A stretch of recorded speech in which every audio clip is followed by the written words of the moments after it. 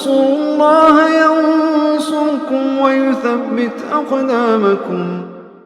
Di dalam hadis yang lain, Nabi SAW bersabda, hadis ini ada dua versi.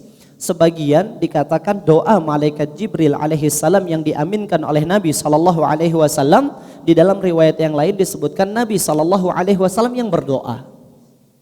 Raghima anfu rajulin, celaka dan hinalah seseorang yang terkumpul padanya satu dari tiga sifat.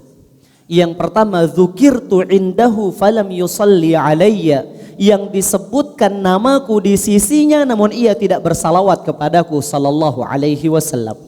Ini anjuran untuk memperbanyak salawat dan salam kepada Nabi sallallahu alaihi wasallam, terutama ketika beliau disebutkan di sisi-sisi kita jamaah sekalian sallallahu alaihi wasallam. Yang kedua, ya, atahu ramadhana tsumman salakha falam yughfar alaihi. Orang-orang yang datang kepadanya bulan suci Ramadan, berlalu Ramadan namun dosa-dosanya tidak diampuni oleh Allah Subhanahu wa taala.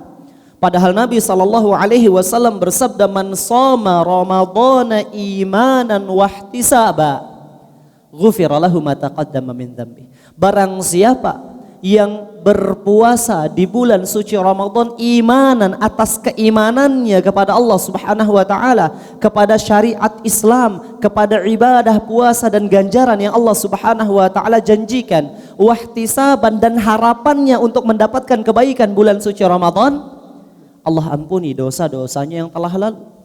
Dan Nabi sallallahu alaihi wasallam bersabda, wa ramadhanu ila ramadhan kafaratun lima bainahuma. Ramadan yang satu kepada Ramadan yang lain menjadi penghapus dosa yang terjadi di antara keduanya. Namun ada sekelompok manusia yang ternyata Ramadan datang kemudian pergi, kemudian datang kemudian pergi, namun dosa-dosanya tidak diampuni oleh Allah Subhanahu wa taala. Di sini kita mengetahui tidak semua orang yang berjumpa mendapatkan kebaikan. Tidak semua orang yang bertemu meraih kemuliaan, hanya mereka yang menjamu dan memaksimalkan ibadah yang akan memperoleh keutamaan. Kemudian yang ketiga, kita memohon kepada Allah Subhanahu wa taala agar amalan kita Allah Subhanahu wa taala terima. Tidak semua orang yang beramal mendapatkan pahala amalan. Kita tahu sabda Nabi sallallahu alaihi wasallam, rubba sha'imin hadzuhu min siyamihil ju' wal 'atash wa rubba qa'imin hadzuhu min qiyamihi illa sahar.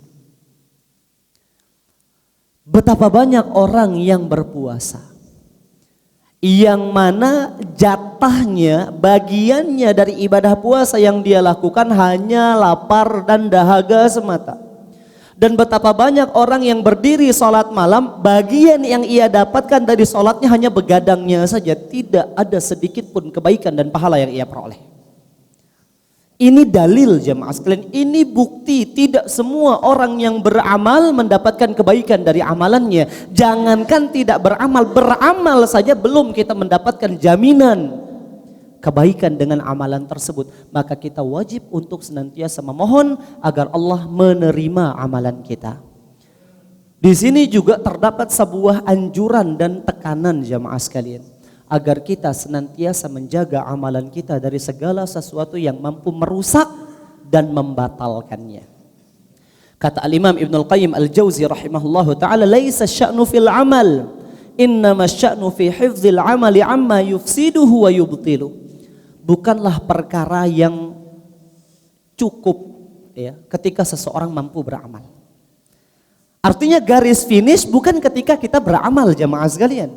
Akan tetapi yang lebih penting daripada amalan, bagaimana kita menjaga amalan tersebut dari segala sesuatu yang merusak dan membatalkannya. Bahkan setelah kita beramal, amalan itu bisa hilang dari kita.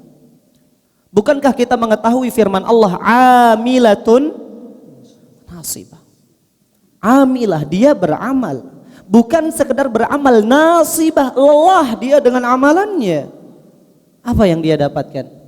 Tasla naran hamiyah, Allah masukkan ia ke dalam neraka yang menyala-nyala, na'udzubillahi ta'ala minan nar. Wa qadimna ila ma amilu min amalin faja'alnahu haba'an mansura. kami datangkan kepadanya pahala-pahala amalan yang ia perbuat di dunia dan kami jadikan debu yang berterbangan, tidak bersisa, tidak berbekas sama sekali.